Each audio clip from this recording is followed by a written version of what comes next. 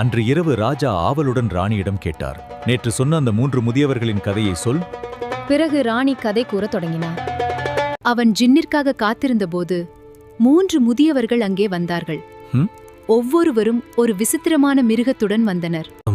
அந்த முதியவர்கள் வியாபாரியிடம் கேட்டார்கள், ஏன் நீ இங்கே தனியாக அழுகிறாய்?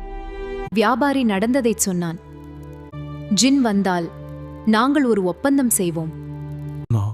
அப்போது ஜின் திரும்பி வந்தது. ஜின் வியாபாரியை பார்த்து கேட்டது, நீ தயார்தானே, போகலாமா என்றது. அப்போது அந்த 3 முதியவர்களில் ஒருவர் முன் வந்து சொன்னார், எங்கள் மூவரிடத்திலும் ஒரு கதை உள்ளது. அது உன்னை ஆச்சரியப்படுத்தினால் இந்த வியாபாரியின் உயிரில் 3இல் ஒரு பகுதியை மன்னிக்க வேண்டும். ஜின் சம்மதித்தது. அந்த முதியவரின் அருகில் இருந்தது ஒரு மான். அவர் சொன்னார், இந்த மான் என் மனைவி. அவள் பொறாமைப்பட்டு என் மகனை மாயாஜாலத்தால் கன்றாக மாற்றினாள். பின்னர் அவர் ஒரு நல்ல மந்திரவாதியின் உதவியால் மகனை மீண்டும் மனிதனாக மாற்றினார். மனைவிக்கு தண்டனையாக அவள் மானாக மாற்றப்பட்டாள். ஜின் அதிர்ச்சியடைந்தது. சரி, வியாபாரியின் உயிரில் ஒரு பகுதியை மன்னிக்கிறேன் என்றது. 2வது முதியவரின் கதை. அவரிடம் 2 கருப்பு நாய்கள் இருந்தன. அவர் சொன்னார், இவர்கள் என் சகோதரர்கள். அவர்கள் என்னை ஏமாற்றினர்.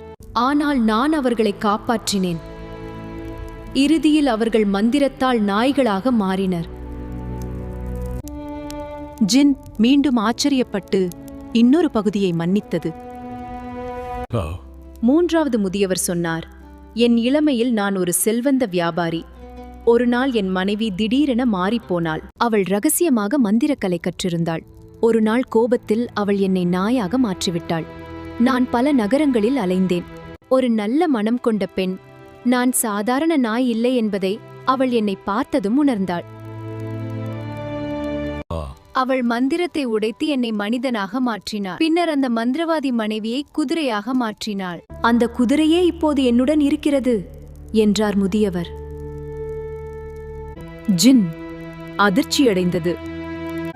உங்கள் கதைகள் எல்லாம் மிக அதிசயமானவை. வியாபாரி முழுமையாக மன்னிக்கப்படுகிறான் என்று அறிவித்தது. ஷஹரசாத் கதையை இங்கே நிறுத்தினாள். ராஜா சிந்தனையில் மூழ்கினார். இந்த பெண் சாதாரணவள் அல்ல. அந்த இரவும் அவள் உயிர் தப்பினாள். இந்த இரவின் கருத்து: வாக்குறுதி காப்பது பெரிய பண்பு. அறிவு தீமையை வெல்லும். கோபத்திற்கு பதில் கதைகள் மனதை மாற்றும்.